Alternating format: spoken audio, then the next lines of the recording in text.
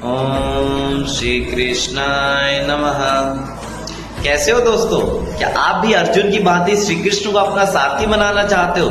श्री कृष्ण से अपने जीवन की परेशानियों का हल चाहते हो? तो कोई नहीं दोस्तों, श्री कृष्ण आपकी मदद करेंगे। बस आपको करना क्या है, आपको इस एक किताब को पढ़ने की जरूरत है, भगवत गीता। अगर आपने इस किताब को पढ़ लिया तो हो सकता है आपकी परेशानी श्री कृष्ण हल के। परंतु है क्या, हमारे घर में भगवत गीता है, हमने आज तक इसको पढ़ने की कोशिश ही नहीं की। हम लोग अलग अलग मैनेजमेंट बुक्स को फॉलो करते हैं, अपने बिजनेस को ग्रो करने के लिए, अपने जीवन की परेशानियां करने के लिए और भी किताबें पढ़ते हैं। परंतु भगवत गीता जो हमारे घर में पड़ी हुई है, जो हमें सिखाती है इतना कुछ, हमने उसे ही नहीं पढ़ा। मैं क्या करने वाला हूं, अब मैं भगवत गीता के 18 अध्याय के हर एक श्लोक को आपको आसान सी भाषा में एक रील्स की फॉर्म में, शॉर्ट्स की फॉर्म में आपको सिखाने वाला हूं, ताकि आप भी जीवन में श्री कृष्ण की मदद ले सके, श्री कृष्ण आपकी मदद कर सके। आपको करना क्या है, आपको इस सीरीज को फॉलो करना है। इसको सिर्फ और सिर्फ एक वीडियो की फॉर्म में ना देखे, इसको जीवन में इंप्लीमेंट करने का ट्राई कीजिए, ताकि श्री कृष्ण आपके एक सारथी बन जाए। बोलो हरे कृष्णा। पहला अध्याय, पहला श्लोक। धर्म क्षेत्रे कुरुक्षेत्रे संवेतायुयुत्सवः मामकः पांडवश्चैव किं कुर्वत् संजय। हे संजय, धृतराष्ट्र इस वक्त संजय को संबोधित करते हुए बोल रहे हैं कि हे संजय, धर्म क्षेत्र कुरुक्षेत्र में एकत्रित हुए मेरे और पांडु के पुत्र इस समय क्या कर रहे हैं। अर्थात इन वाक्यों में धृतराष्ट्र बोल रहे मेरे और पांडु के पुत्र। पहले ही वाक्य में ऐसा लग रहा है जैसे कि धृतराष्ट्र ने अपने ही कुल के पुत्रों को, अपने ही पुत्रों को एक अलग बना दिया है, एक अलग प्राणी बना दिया है, जैसे कि वो उनसे संबोधित, वो इनसे संबंध ही नहीं रखते। इस वाक्य से हमें यह सीख मिलती है, हमें कुछ भी बोलने से पहले 4 बार सोचना चाहिए। क्यों? धृतराष्ट्र यहाँ पर ये भी तो बोल सकते थे, धर्म क्षेत्र कुरुक्षेत्र में एकत्रित हुए हमारे पुत्र क्या कर रहे हैं, पांडव और कौरव क्या कर रहे हैं, ये भी बोल सकते थे। परंतु उन्होंने कहा मेरे और पांडु पुत्र। सोचा नहीं है उन्होंने बोलने से पहले। वही बात है, विनाश आने से पहले से ही दिखने लग जाता है। हमें क्या सीख मिलती है, तीर से निकला हुआ बाण और मुंह से निकले हुए शब्द कभी वापस नहीं आ सकते, इसलिए संभाल कर अपने शब्दों का यूज करें, कुछ भी मत बोले। अध्याय पहला, दूसरा श्लोक। संजय उवाच दृष्ट्वा तु पांडवानीकं व्यूढं दुर्योधनस्तदा आचार्यमुपसंगम्य राजा वचनं ब्रवीत्। हे संजय अपने महाराज से बता रहे हैं कि हे महाराज, पांडु पुत्रों की सेनाओं की व्यू रचना देखकर दुर्योधन अपने गुरु के पास गए, गुरु द्रोण के पास गए और उन्होंने कुछ वचन कहे जो कि आगे बताए गए हैं। इन वाक्यों में संजय महाराज धृतराष्ट्र को बता रहे हैं। संजय एक तरह से लाइव कमेंट्री का काम कर रहे हैं। धृतराष्ट्र के पास दृष्टि नहीं थी, परंतु संजय को वरदान दिया हुआ था, संजय के पास दिव्य दृष्टि थी, जिसके कारण वो पूरा महाभारत देख पाए। अगर आज हमें महाभारत, हमें भगवत गीता कथा किसी की वजह से सुनने को मिल रही है तो सिर्फ और सिर्फ वो संजय ही है। इसीलिए गीता के अंत में संजय का व्याख्यान किया गया है कि संजय के कारण ही आज पूरा संसार, पूरा विश्व ये गीता को सुन पाएगा, श्री कृष्ण के संदेश को सुन पाएगा। अध्याय पहला, श्लोक तीसरा।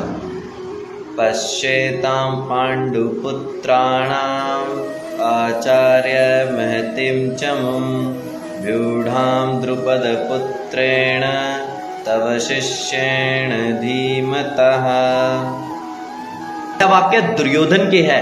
दुर्योधन अपने गुरु द्रोण को संबोधित करते हुए कह रहे हैं, हे गुरुवर, पांडवों की सेनाओं को देखिए, पांडवों की सेनाओं का नेतृत्व आप ही का शिष्य द्रुपद पुत्र धृष्टद्युम्न कर रहा है, और उसने पांडवों की सेनाओं को व्यूहाकार रचना में रखा हुआ है। यानी कि एक ऐसी संरचना, एक सेना एक ऐसे पैटर्न में खड़ी हुई है, यदि उसके अंदर कोई योद्धा घुस भी जाए तो वापिस आना उसका बहुत ही कठिन होता है, अनटिल अनलेस वो मर के वापिस ना आए। दोस्तों, जब भी हम कोई समस्या को देखते हैं हम थोड़ा सा भयभीत जरूर होते हैं, एक बार उसके बारे में सोचते जरूर है कि क्या मैं इस समस्या को पूरा कर भी पाऊंगा। अगर मैं आधे रास्ते चल गया, इस लक्ष्य को पूरा करने के लिए चल पड़ा, तो क्या मैं इसे कंप्लीट कर पाऊंगा। यही कुछ अभी दुर्योधन के सामने है। दुर्योधन भी अभी यह सोच रहा है कि क्या मैं ये जो समस्या है, क्या युद्ध को जीत पाऊंगा। इसीलिए उन्होंने ये वाक्य अपने गुरुवर गुरु द्रोण से कहे। अध्याय पहला, श्लोक चौथा। अत्र शूरा महेश्वासा भीमार्जुन समायुधि युयुधानो विराटस्य द्रुपदस्य महारथ। इस वाक्य में भी दुर्योधन अपने शत्रु की बढ़ाई करता हुआ दिख रहा है। दुर्योधन कह रहा है, हे गुरुवर, पांडवों की सेनाओं में तो देखिए कैसे कैसे महारथी है। इस सेना का नेतृत्व धृष्टद्युम्न कर रहा है और धृष्टद्युम्न की सेना में कैसे महारथी है अर्जुन तथा भीम के समान धनुर्धर और ऐसे महारथी है जो अकेले ही युद्ध में भारी पड़ सकते हैं शत्रुओं पर। परंतु इनका साथ ये अकेले नहीं है, इनका साथ कौन दे रहा है? द्रुपद, विराट तथा महारथी युयुधान जैसे योद्धा इनकी सेना में है। इस वाक्य से हमें यह सीख मिलती है, हम जीवन में किसी भी लक्ष्य को पाना चाहते हो, हमें मार्ग में आने वाली कठिनाइयों का भली भांति से पता होना चाहिए। चाहे हम जीवन में छोटे लक्ष्य को हासिल करें या बड़े लक्ष्य को, हमें मार्ग में आने वाली कठिनाइयों के बारे में भली भांति ज्ञात होना चाहिए। अध्याय पहला, श्लोक 5वां। धृष्टकेतुश्चिकेतान काशीराजस्य वीरवान् पुरुजित कुंती भोजस्य शब्दस्य नरपुंगव। इस वाक्य में एक बार फिर दुर्योधन शत्रुओं की बढ़ाई करता हुआ नजर आ रहा है। दुर्योधन कह रहा है, हे गुरुवर, पांडवों की सेनाओं में धृष्टकेतुश्चिकेतान, धृष्टकेतु, चेकितान, पुरुजित, कुंतीभोज तथा मनुष्यों में श्रेष्ठ शब्द है जो कि अकेले ही कौरवों पर भारी पड़ सकते हैं। इन सभी वाक्यों में पिछले वाक्य प्लस इस वाक्य में बार बार दुर्योधन पांडवों की बढ़ाई करता हुआ नजर आ रहा है। पांडवों के बारे में बता रहा है गुरु द्रोण को, ताकि वो अपनी रणनीति बना सके, ताकि वो शत्रु को अच्छी तरह से जान सके और अपनी प्लानिंग इस तरह से कर सके। इसलिए हमें यह सीख मिलती है कि हमारा लक्ष्य जो भी हो, मार्ग में आने वाली कठिनाइयों का हमें भली भांति ज्ञात होना चाहिए। अध्याय पहला, श्लोक 6। युधामन्युश्च विक्रांत उत्तमोजाश्च वीरवान् सौभद्रो द्रौपदेयाश्च सर्व एव महारथ। पिछले कुछ वाक्य से दुर्योधन बार बार पांडवों की बढ़ाई करता हुआ नजर आ रहा है, पांडवों की सेना का व्याख्यान कर रहा है। कुछ ऐसा ही वो इस वाक्य में भी कर रहा है। दुर्योधन कह रहा है, हे गुरुवर, पांडवों की सेना में पराक्रमी युधामन्यु, बड़ी बड़ी भुजाओं वाले उत्तम ओजा, द्रौपदी के 5 पुत्र तथा सुभद्रा पुत्र अभिमन्यु है। यानी कि ये ऐसे वीरवान है जो कि अकेले ही कौरवों पर भारी पड़ सकते हैं। इसलिए हमें इनसे बचकर रहने की जरूरत है। हमें प्लानिंग इस तरह से करनी है कि हम कुछ बड़ा कर सके, इन्हें पराजित कर सके। इन सभी वाक्यों से हमें यह सीख मिलती है कि आप जीवन में किसी भी लक्ष्य को पाना चाहते हो, हमेशा उस लक्ष्य की प्लानिंग, मार्ग में आने वाली कठिनाइयां और उसका एग्जीक्यूशन बहुत बेटर होना चाहिए, पहले से ही वेल प्लान होना चाहिए। अध्याय पहला, श्लोक 7। अस्माकं तु विशिष्टाये तान्निबोध द्विजोतम नायका मम सैन्यस्य संज्ञार्थम तान्य ब्रवीमिते। इस वाक्य में दुर्योधन गुरु द्रोण से कह रहा है, हे गुरुवर, आपने पांडवों की शक्तियों के बारे में तो जान लिया, पांडवों की सेना में कौन कौन से योद्धा है ये तो आपको पता चल गया, परंतु अब मैं आपको बताने वाला हूँ कि हमारी सेना में, हमारे पक्ष में ऐसे कौन कौन से योद्धा है जो अकेले ही पांडवों को इस युद्ध में हरा सकते हैं। पिछले कुछ वाक्यों से बार बार दुर्योधन पांडवों की सेना की बढ़ाई करता हुआ नजर आ रहा था, पांडवों के बारे में गुरु द्रोण को बता रहा था, परंतु इस वाक्य से दुर्योधन अपने बारे में बताएगा, उनकी सेना में कौन कौन से महारथी है उसके बारे में व्याख्यान करेगा। इस वाक्य से हमें यह सीख मिलती है कि सबसे पहले तो अपनी कठिनाइयों को जानो और कठिनाइयों को जानने के बाद आपको अपनी स्ट्रेंथ के ऊपर काम करना, आपको अपनी स्ट्रेंथ का पता होना चाहिए ताकि आप उसके हिसाब से प्लानिंग कर सको आगे। अध्याय पहला, श्लोक 8। भवान् भीष्मस्य कर्णस्य कृपस्य समितिञ्जय अश्वत्थामा विकर्णस्य सौमदत्तिस्तथैव च। इस वाक्य में दुर्योधन कौरवों की बढ़ाई करता हुआ नजर आ रहा है, अपने बारे में व्याख्यान करता हुआ नजर आ रहा है। दुर्योधन कह रहा है, हे गुरुवर, मेरी सेना में स्वयं आप, पितामह भीष्म, कर्ण, कृपाचार्य, अश्वत्थामा, विकर्ण तथा सौमदत्त का पुत्र भूरिश्रव है। कहते हैं कि ये लोग युद्ध में आज तक अजेय रहे हैं। वाक्य से दुर्योधन हमें यह सिखाना चाह रहा है कि चाहे शत्रु कितना भी बड़ा हो, सबसे पहले आपको अपनी स्ट्रेंथ पे काम करना पड़ेगा, आपको अपनी स्ट्रेंथ को जानना पड़ेगा। फॉर एग्जाम्पल, आप जीवन में किसी भी लक्ष्य को पाना चाहते हो, सबसे पहले आपको अपनी स्ट्रेंथ पता होनी चाहिए कि आप क्या कर सकते हो और क्या नहीं कर सकते हो। यही आपको बेनिफिट देगी फ्यूचर में गोल्स अचीव करने में। अध्याय पहला, श्लोक 9। अन्ये च बहवः शूरा मदर्थे त्यक्तजीविता नानाशस्त्रप्रहरणा सर्वे युद्धविशारदा। इस वाक्य में दुर्योधन कह रहा है, हे गुरुवर, मेरी सेना में ऐसे बहुत बड़े बड़े महारथी है जो मेरे कहने पर अपना जीवन दांव पर लगाने को तैयार है। मेरी सेना में ऐसे बहुत बड़े बड़े महारथी है जो अलग अलग युद्ध विद्या में निपुण है, उनके पास अलग अलग हथियार है। इस वाक्य से हमें यह सीख मिलती है कि मुसीबत के वक्त आपके साथ कोई ना कोई खड़ा जरूर होता है। जैसे माता पिता, आपके टीचर्स जिन्होंने आपको सिखाया है, आपकी मेहनत, आपकी लगन, आपका टैलेंट, ये आपको कभी भी छोड़ के नहीं जाएगी। इसीलिए इन चीजों को संभाल के रखें और इनकी कद्र करें। अध्याय पहला, श्लोक 10। अपर्याप्तं तदस्माकं बलं भीष्माभिरक्षितं पर्याप्तं त्वमेतेषां बलं भीमाभिरक्षितम्। इस वाक्य में दुर्योधन का घमंड नजर आ रहा है। दुर्योधन कह रहा है, हे गुरुवर, हमारी सेना में इतने बड़े बड़े महारथी है कि हमें तो हराना ही कठिन है, हम तो अजय है। हमारी सेना में पितामह भीष्म के कारण ये सेना की शक्तियां असीमित है, हम युद्ध में अजय है। परंतु पांडवों की सेना में भीम जैसा महाबली होने के कारण भी उनकी शक्तियां असीमित नहीं है, उनकी शक्तियां एकदम सीमित है। इस वाक्य से हमें यह सीख मिलती है कि जीवन में हमें खुद पर विश्वास और आत्मविश्वास जरूर होना चाहिए, परंतु कभी भी वो घमंड का रूप ले सकता है। तो ध्यान रखना, विश्वास, आत्मविश्वास और घमंड में केवल बारीक सी लाइन का ही फर्क है, तो इसे ध्यान से परखे। अध्याय पहला, श्लोक 11। अयनेषु च सर्वेषु यथा भागम् अवस्थिता भीष्ममेवापि रक्षन्तु भवन्तः सर्व एव हि। इस वाक्य में दुर्योधन अपने शूरवीर योद्धाओं को कह रहा है, हे योद्धाओं, आपको अपने अपने मोर्चों पर अडिग रहकर भीष्म पितामह की सहायता करनी है। अब इसका क्या मतलब? इसका एक सिंपल सा मतलब है, भीष्म पितामह कौरवों के एक तुरुप के इक्की थे। भीष्म पितामह का युद्ध में अडिग रहना, बने रहना कौरवों की जीत निश्चित ही करेगा। इसीलिए वो अपने बाकी शूरवीर योद्धाओं को कह रहे हैं, हे शूरवीर योद्धाओं, आपको केवल और केवल भीष्म पितामह को संभाल के रखना है, उनके निर्देशों का पालन करना है और जैसा वो कहें युद्ध में आपको उन्हें फॉलो करना है।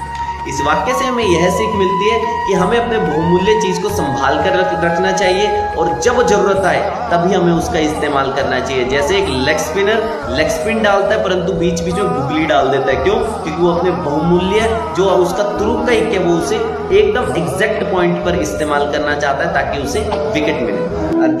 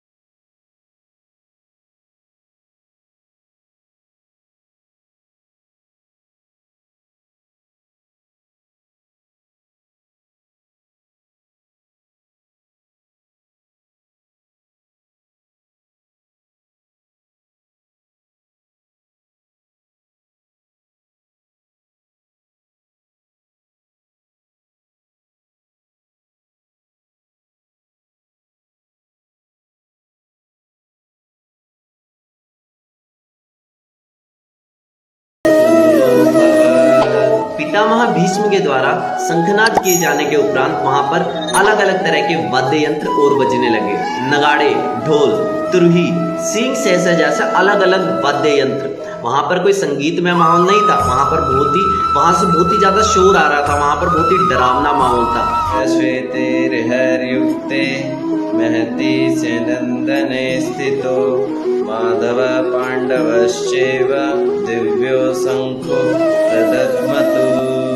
दोस्तों, जब भी युद्ध जैसी सिचुएशन हो रही होती है तो दोनों ओर के सेनानी अपनी अपनी सेना को मोटिवेट करने के लिए कुछ ना कुछ काम ऐसे करते हैं कि जिससे उनकी सेना मोटिवेट फील करे। जैसे कि इस वाक्य से पहले भीष्म पितामह तथा अन्य कौरवों ने अपने अपने शंख बजाए, नगाड़े बजाए, बिगुल बजाए, ताकि उनकी सेना मोटिवेट फील करे कि भाई हम ही जीतने वाले हैं। तो इस वाक्य में पांडवों की ओर से भी भगवान श्री कृष्ण तथा अर्जुन, जो कि श्वेत घोड़ों पर बैठे हुए हैं, उन्होंने भी ठीक इसी तरह से अपने अपने दिव्य शंख बजाए। दोस्तों, चाहे चुनाव का मैदान हो या खेल का मैदान या युद्ध का मैदान, आपको आपकी टीम में जितने भी लोग हैं उनको मोटिवेट फील करवाना होता है कि भाई ये वाला मैच तो, ये वाला चुनाव तो हम ही लोग जीतने वाले हैं। अगर उनमें मोटिवेशन नहीं होगा तो शायद ही वो लोग काम करेंगे। एक अच्छा लीडर बनने के लिए अपनी टीम को मोटिवेट बनाए रखना बहुत जरूरी है। चैतन्यम ऋषिकेशो देवदत्तम धनंजय पौंड्रम दद्मो महाशंख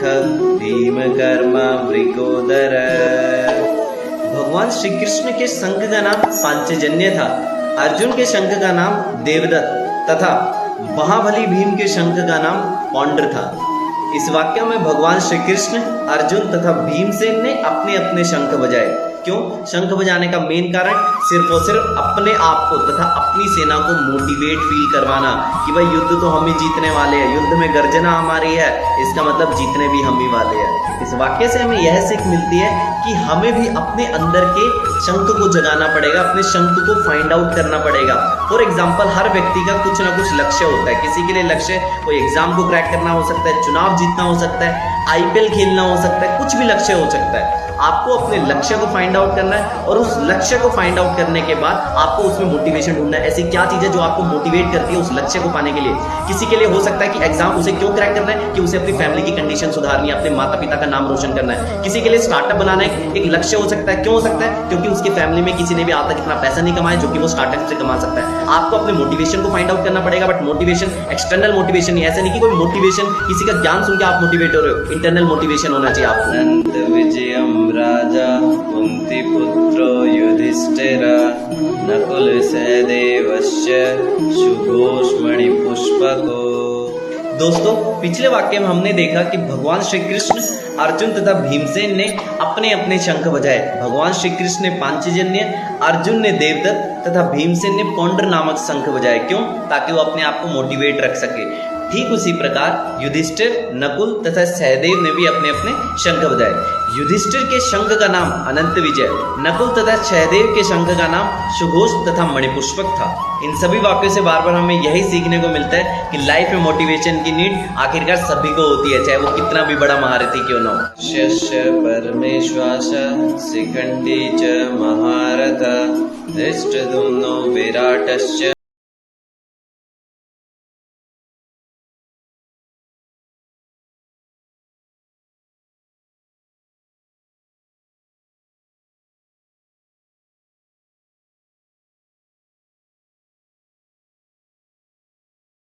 पांडवों की सेना में 5 पांडव पुत्र के अलावा, 5 पांडु के पुत्रों के अलावा बाकी महारथियों ने भी अपने अपने शंख बजाए। महान धनुर्धर काशीराज, कुंती भोज, धृष्टद्युम्न, सात्यकी, विराट, महारथी शिखंडी, द्रुपद, द्रौपदी के 5 पुत्र तथा बड़ी बड़ी भुजाओं वाले सुभद्रा का पुत्र ने अपने अपने शंख बजाए।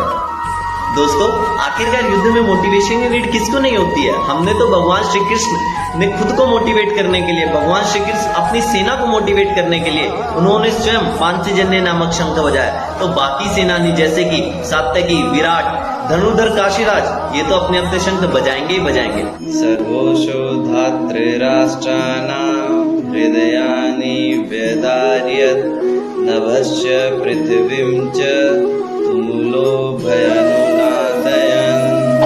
पिछले कुछ वाक्यों से हमने यह देखा कि पांडवों की सेना में अलग अलग महारथियों ने अपने अपने शंख बजाए। जैसे श्री कृष्ण ने पांचजन्य, अर्जुन ने देवदत्त तथा भीम ने पौंड्र नामक शंख बजाए, और बाकी अन्य महारथी जैसे विराट, सात्यकी, द्रुपद, इन सभी ने भी अपने अपने शंख बजाए। पांडवों की इस तरह शंखों की ध्वनि सुनकर धृतराष्ट्र के पुत्र हृदय से विदीर्ण हो गए। इसका मतलब धृतराष्ट्र के पुत्र थोड़ा सा सहम गए, थोड़ा सा डर गए। जब भी दोस्तों युद्ध जैसी सिचुएशन हो रही होती है तो हमें सामने वाले पक्ष को नीचा दिखाने के लिए या बोलो सामने वाले पक्ष को डराने के लिए कुछ ना कुछ उनकी मेंटल साइकोलॉजी को हिट करना चाहिए। सेम ऐसे यहाँ पर पांडवों ने शंखों की ध्वनि को बजाकर किया।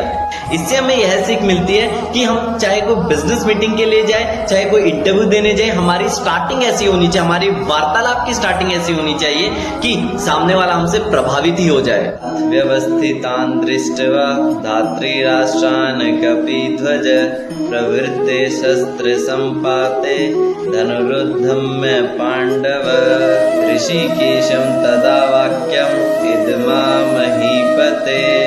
इस वाक्य में संजय ने अर्जुन के रथ का व्याख्यान किया। वे कह रहे हैं अर्जुन के रथ पर साक्षात हनुमान जी बैठे हुए, जो उसकी ध्वजा पर बैठे हुए हैं। जैसे ही अर्जुन ने अपना धनुष उठाया और तीर चलाने के लिए उद्यत हुआ, उसी समय अर्जुन ने कौरवों की ओर देखा, धृतराष्ट्र के पुत्रों की ओर देखा और श्री कृष्ण से कुछ वचन कहे। भगवान श्री कृष्ण का एक नाम अच्युत भी था। अच्युत का अर्थ अपनी जगह पर अटल रहना है, अपनी जगह पर अडिग रहना है, जिसका कभी अंत ना हो। सैन्योरुभयोर्मध्ये रथं स्थापम् अच्युत यावदेतान् निरीक्षेयं योद्धुकामान् वस्थितां कैमर्यास योद्धव्य स्मृणं समुद्यमे। इस वाक्य में अर्जुन ऋषिकेश से कह रहे हैं, हे ऋषिकेश, हमारे इस रथ को दोनों सेनाओं के मध्य में ले जाकर खड़ा कर दीजिए। अर्थात हमारे इस रथ को कौरवों और पांडवों के बीच में ले जाकर खड़ा कर दीजिए, ताकि मैं दोनों सेना की ओर उपस्थित युद्ध करने वाले शूरवीरों को देख सकूं कि जिनसे मुझे संघर्ष करना है। अर्थात अर्जुन देखना चाहता है कि कौन ऐसे सेनानी है जो उनके पक्ष में है और कौन ऐसे सेनानी है जो उनके विपक्ष में है, जिनसे उसे संघर्ष करना है, ताकि वो उसके हिसाब से प्लानिंग कर सके युद्ध की। ठीक उसी प्रकार लाइफ में भी जब आपके सामने कोई समस्या आती है, सबसे पहले आपको उसको ध्यान से देखना पड़ेगा, उसके तह तक जानना पड़ेगा, उसके बाद ही आपको उसके अकॉर्डिंग, समस्या के अकॉर्डिंग, प्रॉब्लम के अकॉर्डिंग आपको सोल्यूशन ढूंढना होगा। स्यमाना न वीक्षेयं यैते अत्र समागता धातृराष्ट्रस्य दुर्बुद्धे युद्धे प्रियचिर्केशवः।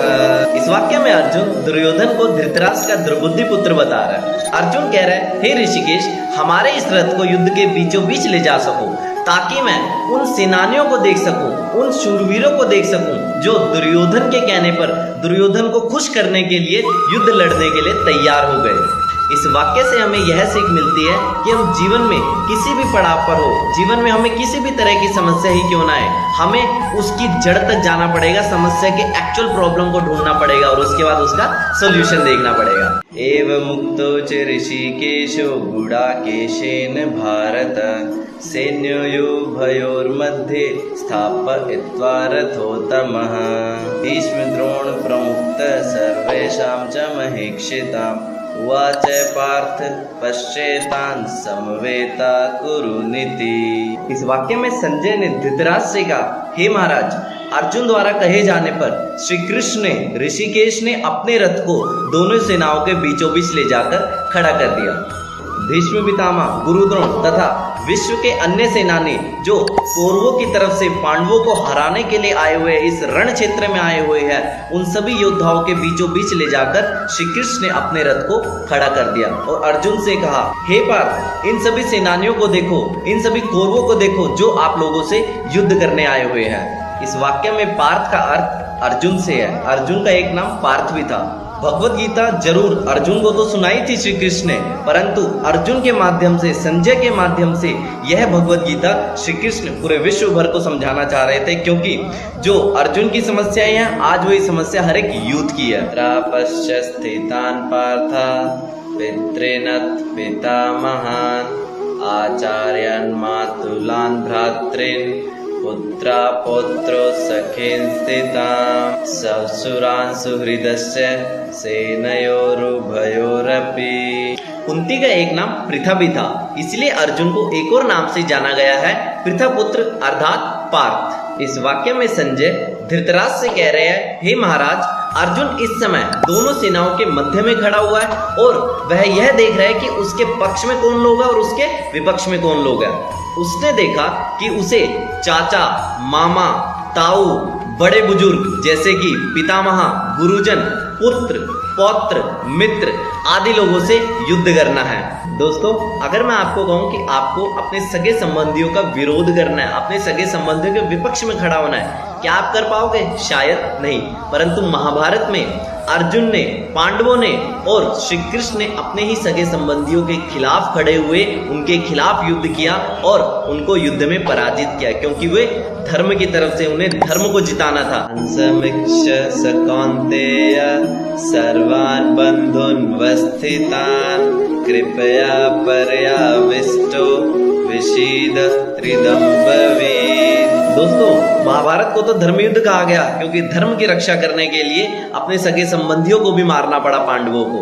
जब कुंती पुत्र अर्जुन ने अपने सगे संबंधियों तथा मित्रों को विपक्ष में देखा, शत्रुओं की नजर से देखा, तब वह करुणा से अभिभूत हो गया और श्री कृष्ण से अपने मन की दुविधा कहने लगे। दोस्तों, ठीक इसी वाक्य से अर्जुन अपनी दुविधा श्री कृष्ण को बताने लगता है और इसी वाक्य के बाद अर्जुन का विषाद सामने आने लग जाता है और अर्जुन के विषाद को दूर करने के लिए श्री कृष्ण ने ऐसी महाभारत को रचा, ऐसे भगवत गीता को रचा, जो कि आज भी लोगों को प्रेरित कर रही है।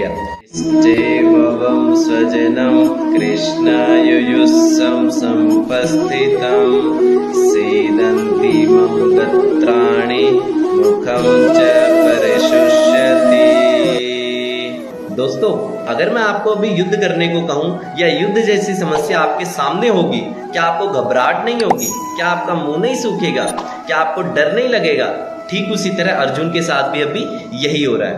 अर्जुन श्री कृष्ण से कह रहा है, हे केशव, युद्ध की इच्छा रखने वाले कौरव पक्ष के बड़े बड़े शूरवीर, जो कि मेरे ही कुल के हैं, जो कि मेरे ही मित्र तथा सगे संबंधी है, मैं उनके खिलाफ युद्ध कैसे कर सकता हूँ? मेरा शरीर कांप रहा है, मुझे घबराहट महसूस हो रही है, मेरा मुंह सूख रहा है। इस समय एक सामान्य व्यक्ति की तरह श्री कृष्ण से कुछ सवाल पूछ रहा है। अर्जुन को भी इन्हीं सवालों का उत्तर श्री कृष्ण से चाहिए, क्योंकि ये बात तो बहुत ही सामान्य है कि अर्जुन कैसे अपने कुल के पक्ष के लोगों के खिलाफ हाथ उठा सकता है, उन्हें मारने की बात कर सकता है। उसे घबराहट तो होनी ही है। और इसी क्वेश्चन को लेके श्री कृष्ण ने पूरी भगवत गीता को रचा।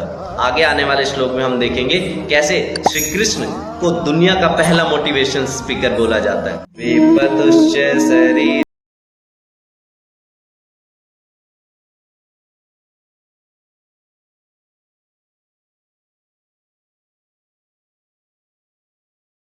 दोस्तों, जब भी परेशानी या विपदा हमारे सामने आकर खड़ी हो जाती है तो हमें डर तो जरूर लगता है, हमें घबराहट भी महसूस होती है। ठीक उसी तरह एक सामान्य व्यक्ति की तरह अर्जुन को भी अभी ऐसा ही लग रहा है। अर्जुन कह रहा है, हे माधव, कौरवों की सेनाओं को देखकर, अपने मित्रों तथा सगे संबंधियों को अपने विपक्ष में खड़ा हुआ देखकर मेरा शरीर कांप रहा है, मेरी त्वचा जल रही है, मेरा धनुष हाथ से सरकता ही जा रहा है, मुझे गांडीव पकड़ना नहीं आ रहा है और मेरे रोंगटे खड़े हो रहे हैं। बार बार अर्जुन श्री कृष्ण कहने की कोशिश कर रहे हैं कि मैं युद्ध नहीं करना चाहता, मैं युद्ध में खड़ा नहीं हो सकता। परंतु इन सारी अर्जुन की विपदाओं को देखकर ही महाभारत लिखी गई, इन सारी मनुष्य की समस्या को देखकर ही श्री कृष्ण ने महाभारत को लिखा। श्री कृष्ण ने महाभारत को, भगवत गीता को अर्जुन को तो जरूर कहा था, परंतु अर्जुन के माध्यम से वह पूरे विश्व भर को बताना चाह रहे थे कि अगर अर्जुन कर सकता है, अर्जुन अपनी समस्याओं को दूर कर सकता है, तो आप क्यों नहीं। नौम्यवस्थातुं भ्रमतीव च ममे मनः निमित्तानि च पश्यामि विपरीतानि केशवः। दोस्तों, क्या आप अर्जुन को अपने जैसा नहीं समझ पा रहे हो? क्या आपको अभी भी लगता है कि अर्जुन एक दूसरे ग्रह से आया हुआ है? तो आप बहुत बड़ी गलती कर रहे हो। अर्जुन मेरी और आपकी तरह एक सामान्य व्यक्ति ही था, उसकी भी कुछ दुविधा थी और श्री कृष्ण अर्जुन की इसी दुविधा को लेकर ये पूरी भगवत गीता की रचना करते हैं। अर्जुन कह रहा है, हे केशव, मैं अपने आप को भूल रहा हूँ, मेरा मन चकरा रहा है, मेरे हाथ से धनुष बाण छूटे जा रहा है, मैं अपने आप को ही भूले जा रहा हूँ, मुझे तो चारों ओर अमंगल के बादल ही दिखाई दे रहे हैं, मैं तो युद्ध भूमि में खड़ा होने में भी असमर्थ हूँ। दोस्तों, पिछले कुछ वाक्यों से हमें यही समझ में आ रहा है कि अर्जुन बहुत बड़े बोझ में दब रहा है, अर्जुन को बहुत बड़ी दुविधा है, अर्जुन अपने ही सगे संबंधियों के खिलाफ युद्ध नहीं कर सकता। आप देखिए दोस्तों, श्री कृष्ण की माया, श्री कृष्ण कैसे बोझ में दबे हुए, कैसे एक व्यक्ति युद्ध नहीं करना चाह रहा अपने सगे संबंधियों के खिलाफ, उसको ही युद्ध में खड़ा करते हैं और उससे ही युद्ध करवाते हैं। यही विडंबना है और इसी के कारण ये भगवद गीता की रचना हुई। भगवद गीता आपके और मेरे सवालों का उत्तर है, तो आगे चलकर भगवद गीता को अपने घर में जरूर लाएं और जरूर पढ़ें। पश्यामि हत्वा स्वजनमाहवे न कांक्षं विजयं कृष्ण न च राज्यं सुखानि च। अर्जुन इस समय बहुत ही हताश है। हताश मन से अर्जुन श्री कृष्ण से पूछता है कि हे केशव, अपने ही सगे संबंधी, अपने ही मित्र, अपने ही परिजन, अपने ही पितामह, अपने ही गुरुओं को मारने में भला क्या लाभ? मुझे तो इसमें कोई अच्छाई दिखाई नहीं देती। बिल्कुल सही बात है अर्जुन की। अर्जुन कैसे अपने पितामह को मारने की प्लानिंग कर सकता है? अर्जुन कैसे अपने पुत्रों को मारने की प्लानिंग कर सकता है? अर्जुन कहता है कि हे केशव, अगर हम युद्ध जीत भी गए तो भी मुझे कोई लाभ दिखाई नहीं देता, क्योंकि हम कौरवों की लाश पर युद्ध जीतेंगे, अपने ही सगे संबंधियों को मारकर युद्ध जीतेंगे, भला इसमें क्या अच्छाई? दोस्तों, दूर से जब हम अर्जुन की समस्या को देखते हैं तो अर्जुन अपने स्थान पर सही था, अर्जुन का हताश होना लाजिब था, परंतु जब श्री कृष्ण उसके सामने खड़े हैं, श्री कृष्ण के साथ अर्जुन खड़ा है, तो मानो दुविधा हो ही नहीं सकती। और भगवद गीता भी अर्जुन की दुविधा को लेकर लिखी गई है, आपके और मेरी जो परेशानियां हैं उसके रिलेटेड लिखी गई है। आगे भी भगवद गीता को देखते रहिए और हमें फॉलो करते रहिए। बोलो।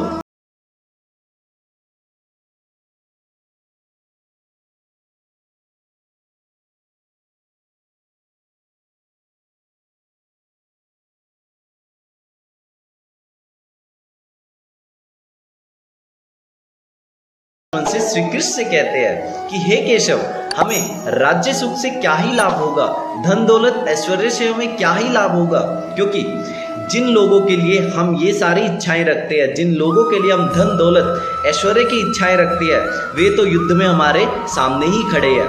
अगर हमें ये सारी चीजें मिल भी गई, हमें राज्य सुख मिल भी गया, तो भी हमारे साथ वे लोग नहीं होंगे जो इसके लिए असली खुशी के हकदार है, जिनके साथ हम ये खुशी मना सके। मानो अर्जुन भी तो सही है। अर्जुन कौन सा गलत कह रहा है? अर्जुन कह रहा है कि अगर मेरे साथ मेरे परिजन नहीं होंगे, मेरे सगे संबंधी नहीं होंगे, तो मैं राज्य सुख का क्या ही करूंगा।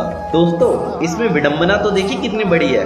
अर्जुन कितना बड़ा पराक्रमी है, कितना बड़ा धनुर्धर है, और उसके साथ तो एक एडवांटेज हो रहा है, स्वयं भगवान श्री कृष्ण उसके साथ है, फिर भी उसके मन में ऐसे विचार आ रहे हैं, उसके मन में अभी भी यह शक है कि मैं युद्ध लड़ूं या ना लड़ूं। तो दोस्तों, हम और आप तो एक सामान्य व्यक्ति ही है, हमारे मन में तो बहुत सारी दुविधाएं आती है, लेकिन श्री कृष्ण ने अर्जुन के माध्यम से, संजय के माध्यम से ये सारी दुविधाएं हमारी सोल्व कर रखी है इसी भगवद गीता में। तो भगवद गीता को पढ़ते रहिए हमारे साथ और बोलिए हरे। इमेव स्थिता युद्धे प्राणास्त्यक्त्वा धनानि च आचार्य पितृ पुत्रास्तथैव च पितामह मातुला ससुरा पौत्रा शाला संबंधिस्तथा एतान् हन्तुम् इच्छामि गतोऽपि मधुसूदन।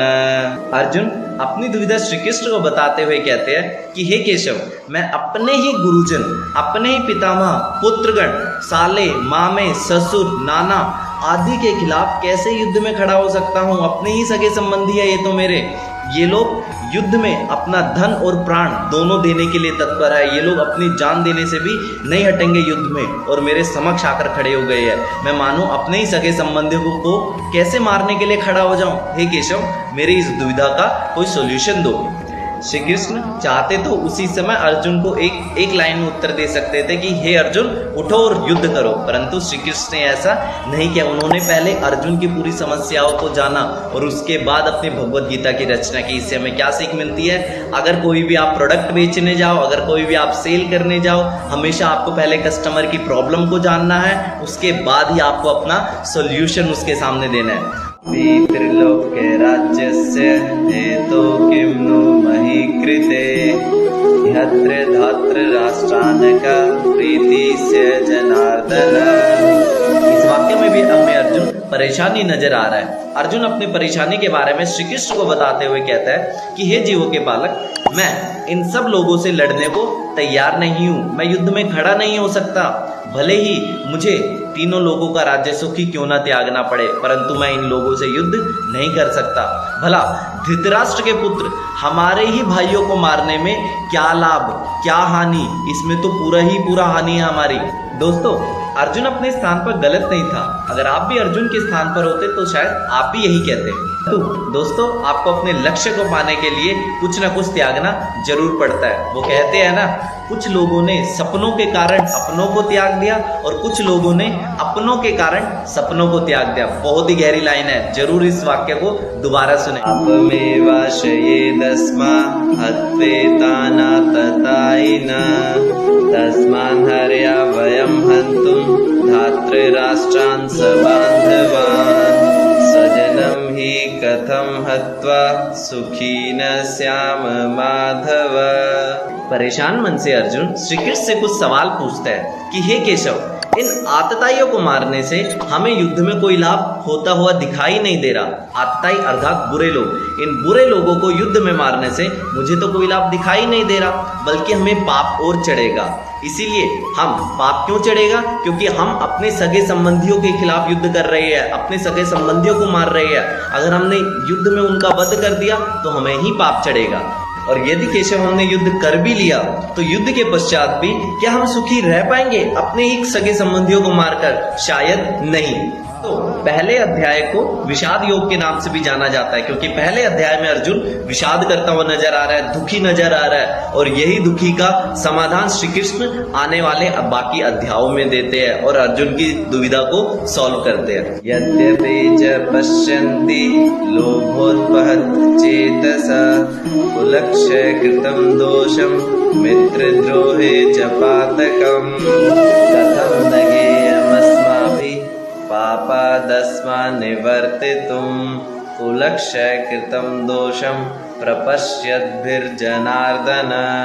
दोस्तों, यदि युद्ध में आपका शत्रु किसी भी हद तक पाप करने को तैयार हो और आप उस समय यह सोचे कि जो अनुचित है मैं उसका साथ कतई नहीं दूंगा और जो गलत है मैं वो कभी नहीं करूंगा, क्या ये सही धारणा होगी? कुछ इसी तरह की धारणा इस वक्त अर्जुन के दिमाग में चल रही है। अर्जुन कह रहा है कि हे केशव, धन तथा राज्य के लोभ में कौरव पक्ष को यह भी नजर नहीं आ रहा कि वह अपने ही सगे संबंधियों के खिलाफ युद्ध कर रही है। इसमें उनके ही कुल का विनाश है। वे मित्रद्रोह करने से पहले एक भी बार नहीं सोच रहे। इसका मतलब वो पाप करने के उतावले हो रहे हैं। किंतु हे केशव, हम तो मूर्ख नहीं है, हम तो यह जानते हैं कि हमारा शत्रु गलत कर रहा है, तो हम क्यों युद्ध में खड़े हों? हम युद्ध से पीछे ही क्यों ना हट जाए कि हमें तो पता है कि युद्ध में हम ही अपने कुल का सर्वनाश कर रहे हैं, तो हम पहले ही युद्ध से हट जाते हैं पीछे और ऐसी पाप कर्म करने से हम बच जाएंगे। दोस्तों, अर्जुन की दुविधा भी एक तरह से सही तो है। अर्जुन गलत थोड़ी ना कह रहा है कि अगर सामने वाला गलत कर रहा है तो ये जरूरी थोड़ी ना कि मैं भी गलत करूं। कोई नहीं दोस्तों, आगे हम देखते हैं श्री कृष्ण की भगवत गीता और कैसे श्री कृष्ण की भगवत गीता ने अर्जुन की समस्या को सॉल्व किया। कुलक्षये प्रणश्यन्ति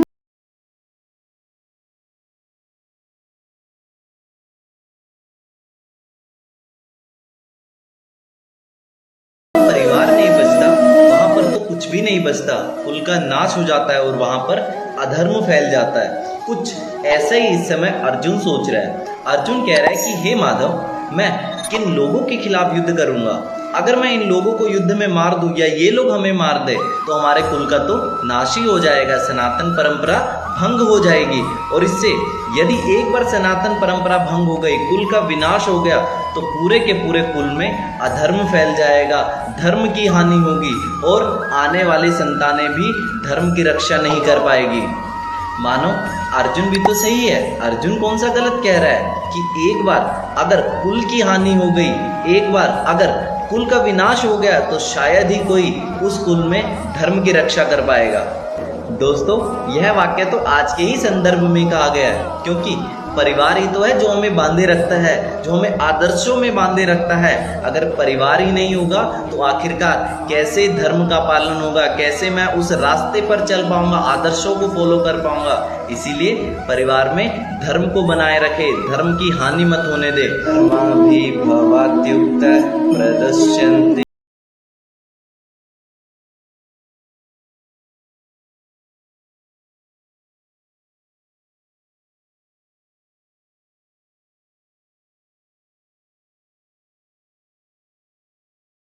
परिवार सफल होगा या नहीं होगा केवल उसकी महिलाओं पर डिपेंड करता है। अगर किसी के परिवार में महिला नहीं है तो उस परिवार का भविष्य तय कर पाना बहुत ही कठिन है। और अगर महिलाएं ही गलत कामों में गलत काम कर रही है तो उस परिवार का विनाश होना तो तय ही है। ठीक उसी प्रकार अर्जुन भी अपनी चिंता को व्यक्त कर रहा है। अर्जुन कह रहा है कि हे केशव, अगर ये युद्ध हो गया तो कुल में अधर्म फैल जाएगा, कुल में पाप ही बढ़ जाएगा, और अगर पाप बढ़ जाएगा तो कुल की स्त्रियां दूषित हो जाएगी और पूरे कुल में वर्ण संकर फैल जाएगा। वर्ण संकर अर्थात अवांछित संतानें उत्पन्न हो जाएगी। दोस्तों, अर्जुन की समस्या एकदम सही है, लेकिन श्री कृष्ण में भी शांत बैठे हैं। श्री कृष्ण अर्जुन की सारी समस्याएं सुन रहे हैं और उसके बाद अपना आंसर देंगे और उसके बाद अपनी गीता सुनाएंगे। इसलिए हमेशा मैं बोलता हूँ, अगर भगवान इस बात को फॉलो कर रहे हैं तो हमें भी फॉलो करना चाहिए। Always become a good listener. करो नरकायेव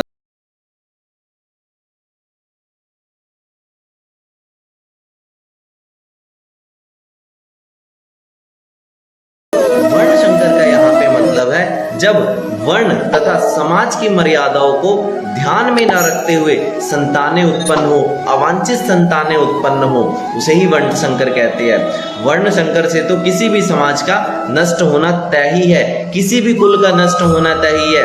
इसलिए बड़े बुजुर्गों ने, पुराने लोगों ने जो मर्यादाएं बनाई हैं, जो उन्होंने श्रृंखला बनाई है, जो उनके नियम है, उन्हीं को हमें फॉलो करना चाहिए। वो ऐसे बेवकूफ नहीं है जिन लोगों ने ये नियम रखे हैं। इसीलिए इसी बात को लेकर अर्जुन भी श्री कृष्ण से कह रहा है कि हे केशव, जिस कुल में वर्ण संकर हो जाएगा वो कुल तो नष्ट होना उसका तय ही है। बड़े ही उदास मन से अर्जुन श्री कृष्ण से कहता है कि हे वृषवंशी, कुल में वर्ण संकर आने की वजह से उस कुल का नरक में जाना तो निश्चित ही है तथा उनके पितरों को जल, पिंड तथा दान आदि की प्रक्रियाएं भी समाप्त हो जाएगी और उस कुल का तो ऑलमोस्ट विनाश ही हो जाएगा। दोस्तों, इस वाक्य के सार मैं आपको एक लाइन में बता देता हूँ कि आपको अपने बड़े बुजुर्ग, जो भी आपके बड़े लोग बोलते हैं, पुराने लोग बोलते हैं, उनके नियमों का पालन करना चाहिए। वो बेवकूफ नहीं है जो आपको कुछ चीज सिखा के गई है, जो आपको कुछ सिखाते हैं, तो कृपया करके उनकी बातों को फॉलो करें और जैसे वो बता रहे हैं उनके मार्ग पर चले।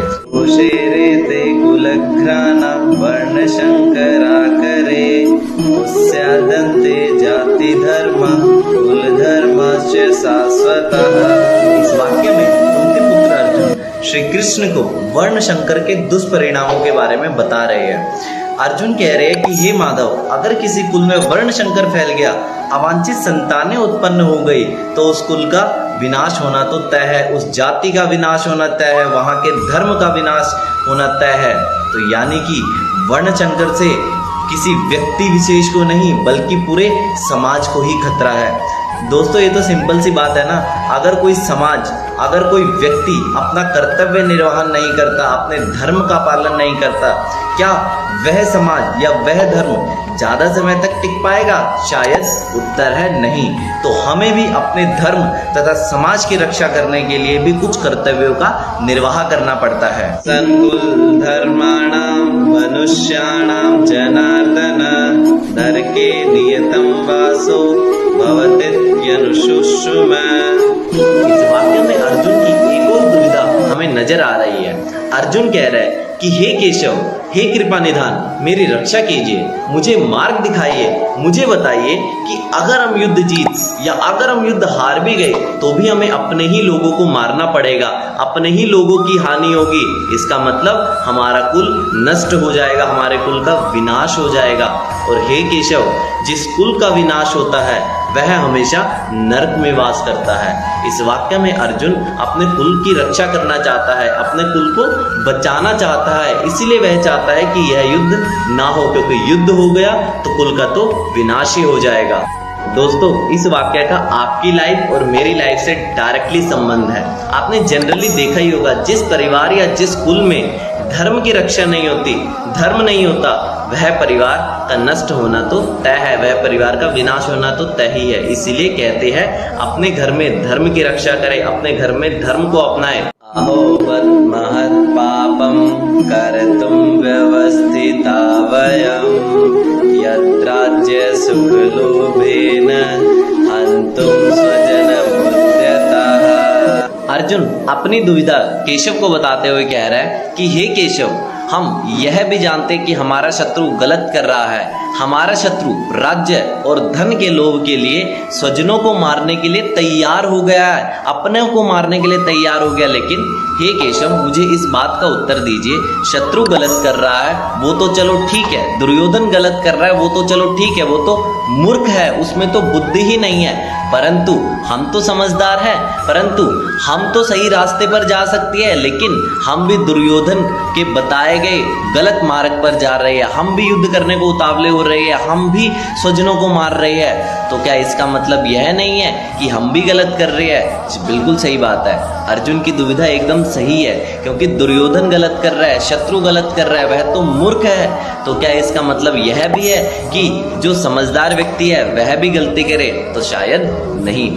अर्जुन की दुविधा एकदम जेन्युइन दुविधा है, कोई दिक्कत नहीं है दोस्तों। आगे चल के श्री कृष्ण ने इस दुविधा का भी उत्तर दिया। बोलो हरे कृष्णा।